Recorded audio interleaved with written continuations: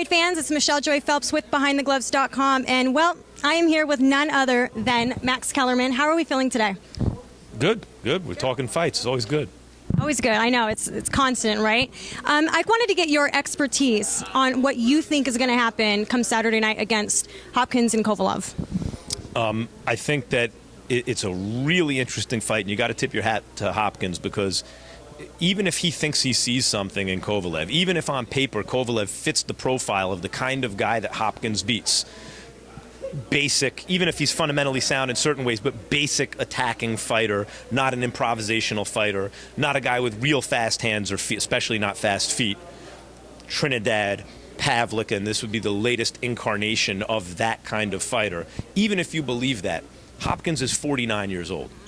So at a certain point, there's a reason that we've never seen a 49-year-old beat a guy like Kovalev. In fact, Hopkins already has the record for most significant win at the latest age in the history of boxing. When you look at the wins he's had past the age of 45, no one else has ever done that. No one. Not Archie Moore, not Saul Mambi, not George Foreman, past the age of 45. They just don't, have those kind of wins. Hopkins does, but it gets harder the older you get, exponentially harder. And Kovalev ain't Tavares Cloud or Shumanov or one of these guys. He's better than those guys. So can you see Hopkins taking Kovalev into deep water and drowning him? Yeah. Kovalev cuts easily. Hopkins has been known to cause cuts not only with punches but with his head and other things. But you could also see Hopkins got dropped by Pascal and really hurt. You could also see Kovalev doing that to Hopkins, and that ain't Pascal. He'll end the night. So it's a fascinating matchup for that reason, and for that reason, one of the biggest fights of the year. Do you think that's pretty safe to say that, say Hopkins does win Saturday night, that he would be considered one of the best of our generation? And if you agree with that, would you say that he's better than Floyd Mayweather? Hopkins is already an all-time great. He took offense to something I said to him when I said, if you beat this guy, he took that to mean, because fighters and athletes are always looking for motivation. They have internal motivation, but they're looking for external motivation. They doubted me. You even hear athletes on teams that were favored to win Super Bowls and World Series. Oh, everyone doubted me. No, people thought you were going to win. So Hopkins framed my question to him when I interviewed him after Kovalev's last win as though I was saying he needed this win to validate his career. Of course not. I agree with him. He's already an all-time great. But when I asked him about where this would rank in terms of his wins in his career, he said that's like asking Michael Jordan to rank his, which one of his 6 rings he likes the most. Okay, but if Jordan would have gotten a ring with the Wizards when he was really old, he would be considered even better. He's the greatest ever, but he'd be considered even better. It's another accomplishment. If Hopkins beats Kovalev, he's already the greatest old fighter ever, but he makes it that much harder for anyone to ever challenge him for that title. I never thought I'd see Archie Moore challenge for the title of greatest old fighter of all time, greatest longevity in the history of boxing. Hopkins took it. I mean, he's the undisputed oldest fighter champ. And so when you say, is he the best fighter of this era? No, there are other fighters who have hit higher peaks than him. In this era, in the previous era, in the era before that. But he's the best fighter of 3 eras. He's transcended eras. And if you look over the 49ers haven't won the Super Bowl in the last 3 years. But if you look over those 3 years, they've been the best team in football. They got to the NFC Championship game 3 times and the Super Bowl once.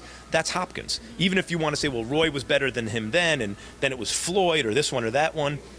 But he's the only guy there the entire time, and he's pretty close to the top throughout that whole stretch. No, he's not the greatest fighter of this era. He's the greatest fighter of 3 eras combined. Right. In terms of percentages, what would you say the percentages that Kovalev has to beat Hopkins? Well, he's a favorite. I mean, right. But we also know that Hopkins is a difficult fighter. He's got a very unique style of fighting. You really can't figure him out sometimes, and it could be a bit awkward to watch because you just don't know what he's going to do. But that's why I'm just curious, because some people, a lot of the fans are calling this a 50-50, and then some are saying, well, more like a 60-40. So I'm just curious how you see it. I would say Kovalev is correctly favored based on Hopkins' age. Because eventually, one day Hopkins, look, we already know that Chad Dawson, a tall, long, athletic fighter, going to give him problems. Dawson beat him. That's the first time I scored against Hopkins since the Roy Jones fight, 93. I thought he beat Calzaghe very close. I thought he beat Taylor very close both fights. I'm paying very close attention to who I think is landing what. Dawson beat him. So, okay, now you say, well, that kind of fighter, 6'2", southpaw, long, rangy, fast, that's bad for Hopkins, but just keep putting those tanks in front of him, and he'll outmaneuver and beat those guys up until he's what? Not 100, not 90, not 80, like maybe not 49. We're really 50. He's closer to 50 than 49, 2 months shy. So I think for that reason, you have to favor Kovalev. One day Hopkins will be too old, and there's not every reason, but many reasons to believe that this will be the day.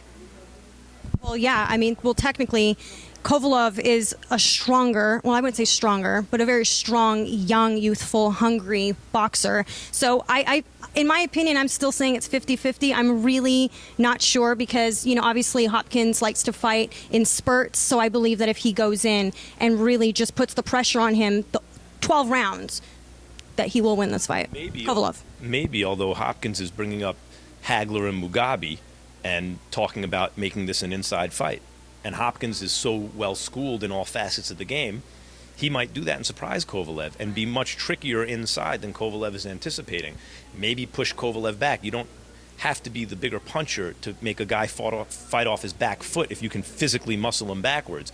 Also, if Bernard feels like he's going to lose, it's hard to imagine him going out with a clean knockout. Much easier to imagine it turning into a sloppy kind of brawl and a DQ or a technical draw or something along those lines. I have heard that so many times. Yes, I absolutely agree. Now, last question. Saddam Ali, Abregu, I mean, we're looking at a really good fight in here. This is something that's going to obviously prove themselves or prove Saddam himself in this fight. What do you think is going to happen? Well, Abregu is the favorite. And Saddam Ali is going to have to break the kind of or overcome the culture of New York boxing, which has failed to produce a top fighter beyond the regional amateur level. I mean, he made the Olympic trials. He upset Terence Crawford to do it as an amateur, but was a dominant local Golden Gloves fighter. I saw him fight many times as an amateur. He and Danny Jacobs were dominating that local scene. But for some reason, out of that area, the New York Golden Gloves, very few go on to have real national success. Certainly they're not as dominant as they were nationally. And then almost no one has international success. And international success eluded Saddam Ali also. Now, when those kind of fighters fight top pros, they usually lose. And Abregu is a big, strong, at this point, top pro. I think he learned a lot in the Bradley loss, the only guy to beat him. It's a great matchup because you have to be real to beat Abregu. You have to be a top guy. You're not going to be. And so we're going to find out about Saddam Ali. This could make or break his career, right? Absolutely, yeah. Well, thank you so much for your time. I really appreciate it. Bye, fight fans.